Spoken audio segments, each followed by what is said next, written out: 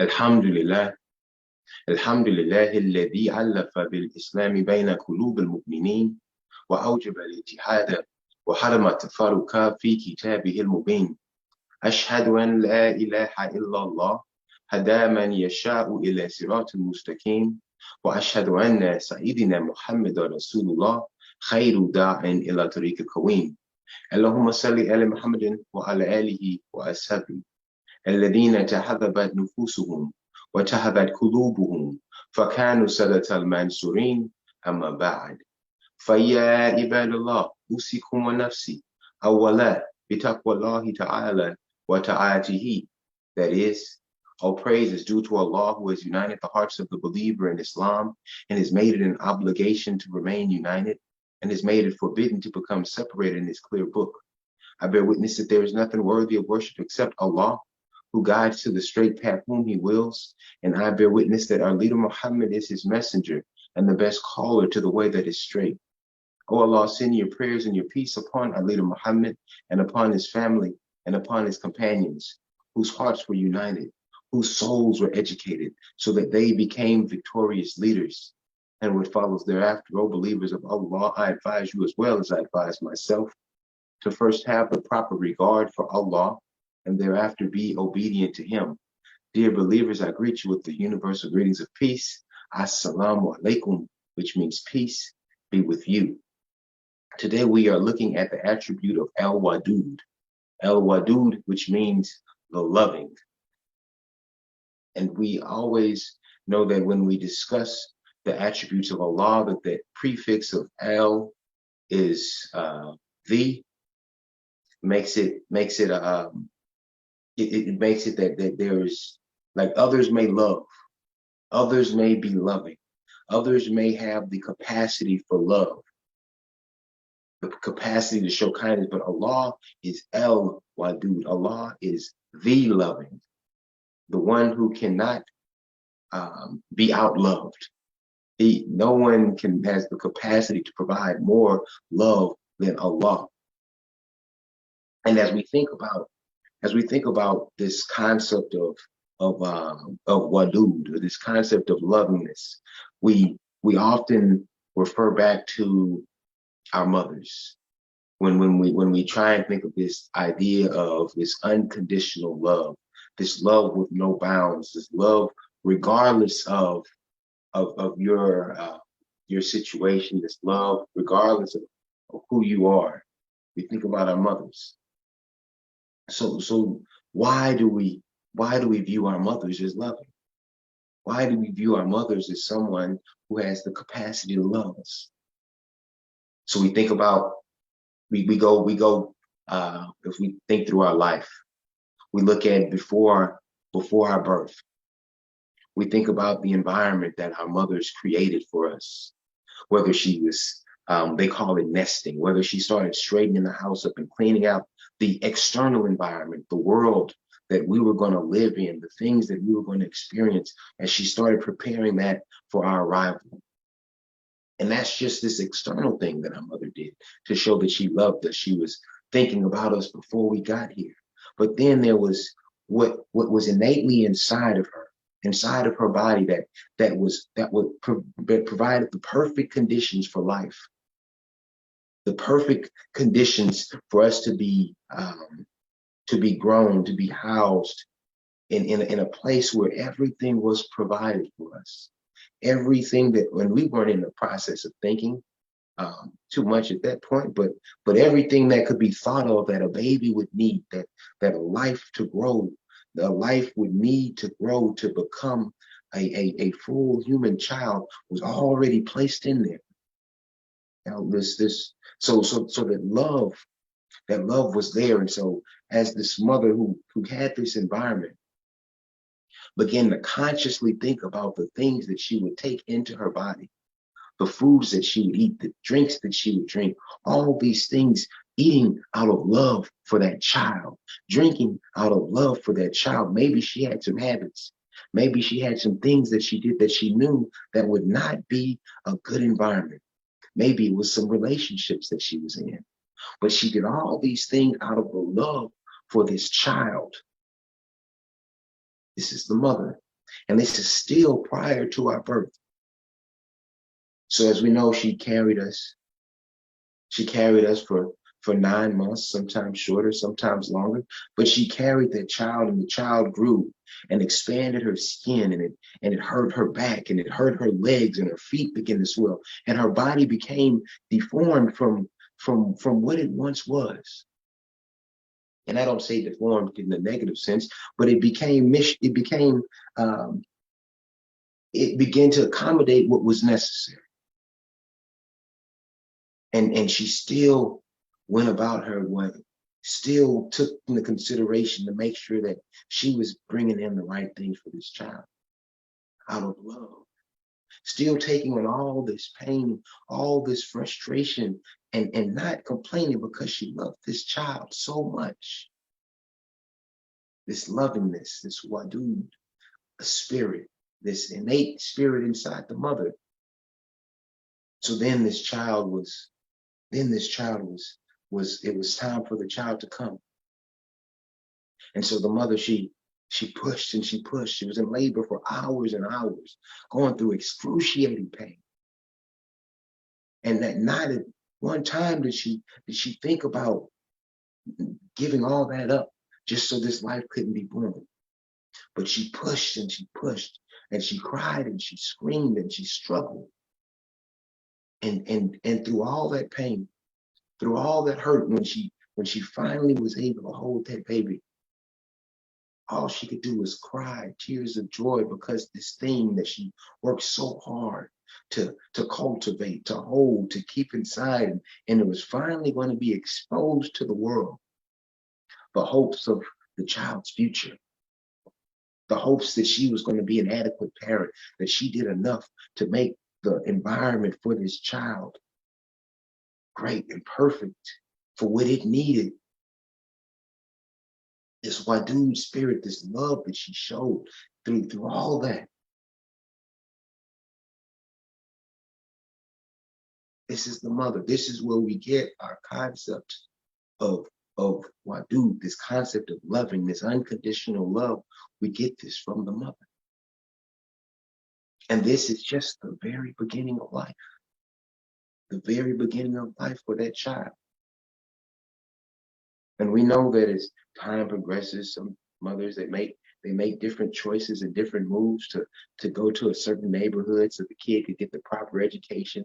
They make sure that they have a good family situation so the child can have what they need. They worked on themselves for their personality so that they can be the loving parent that this child needs. All these things that they do to provide. This is the Wadud spirit inside of the mother. And as the child grows up and begins to do things, and people say, oh, this is only a mother could love someone that does something like this, because this mother has this unconditional love for her child. This Wadud nature. So this is when we think about this the highest form, or the highest, the thing or the entity with the greatest capacity for love, we always turn to the mother. And it doesn't matter the species, but it's always, we think about the mother, how they care for their young, how they make that environment right for them. But dear believers, Allah is Al-Wadud. Allah is the loving. أقول كذا أستغفر لي ولكم والحمد لله رب العالمين.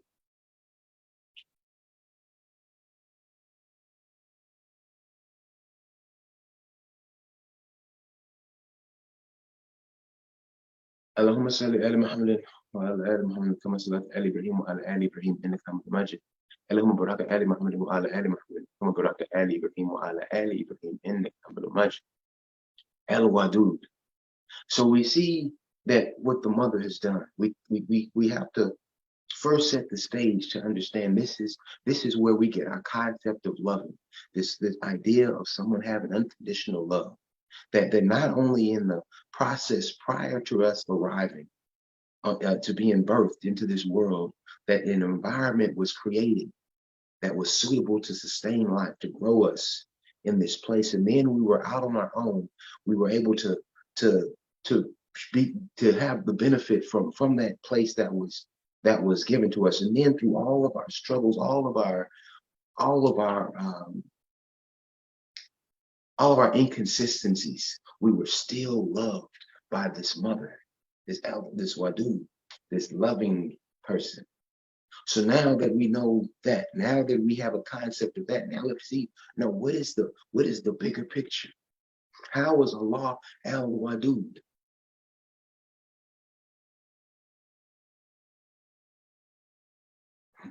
Billions of years ago, by whatever calendar you use, a long time ago, the universe was created.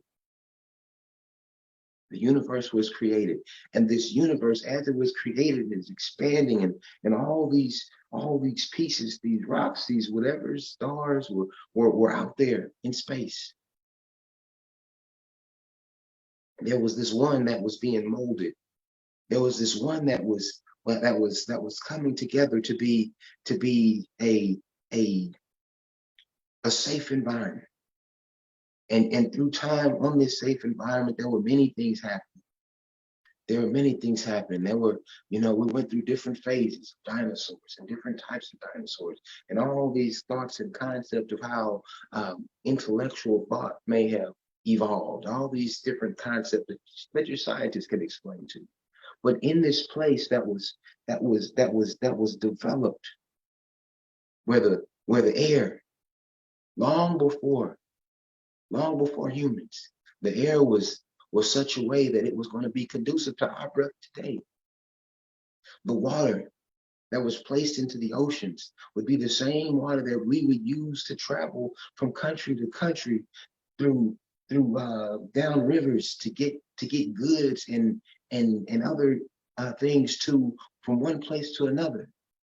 Long before we arrived, this planet had the capacity to sustain us. The ground was ripe with nutrients that were going to grow the foods that we, millions of years ago, would be able to eat today.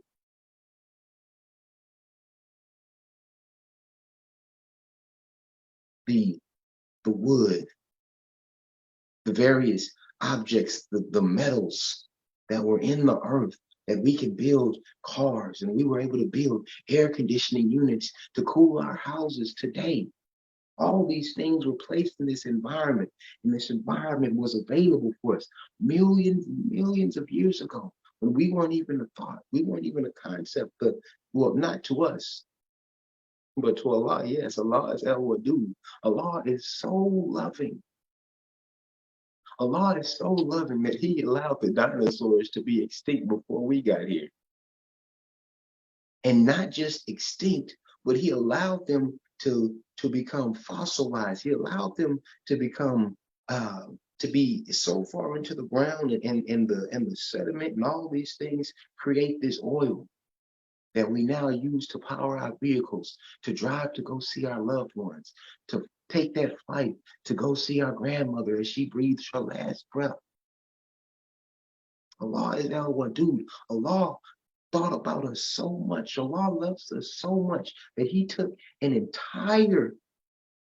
entire species of animals, allowed them to live, allowed them to prosper, allowed them to do their thing, and then all of them be wiped out and die. And now we are utilizing what came from them to travel to go see our loved ones.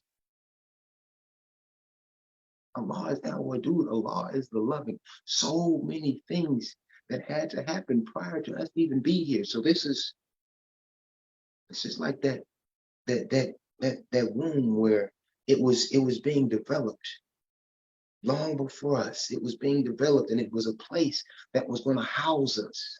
It was going to be a place that was going to allow us to grow. And so when we got here and we grew and we came from our mothers, and we began to live our life, and we became responsible for our prayers, we became responsible for charity, we became responsible for all these things, but we lived up to none of it. Allah didn't just cast us away. Allah doesn't just turn away from us and leave us to the side because he's frustrated with us, because we're not doing everything that he asks or everything that he commands us to do. Allah is Al-Wadud. Allah loves you. So what does he do? He gives you another breath. He exposes you to the truth. He exposes you to a better way of living, a better way of being. Allah gave us the Prophet, peace be upon him. He was so concerned about you. He was so concerned with your well-being in the next life that he gave you the Prophet to expose you to the religion of Al-Islam so that you could clean your life up, so that you could get yourself together, so that you could become a better person for your family, so that you could be the mother that provides the environment that is right for your child to grow up to be a good Muslim. So you could be the father to provide the environment that this mother who's concerned about this child would make a happy home and a happy family so this child could grow up and be a good person so that they could achieve paradise. And that is only talking about here. Al-Wadud, Allah is only talking about here. Your mother can only love you as long as she lives. Your mother can only express her love for you as long as she lives. So it's finite. But Allah is Al-Wadud. We talk about Rahman and Rahim. We talk about Rahman being the mercy of Allah here on earth, here in this living life.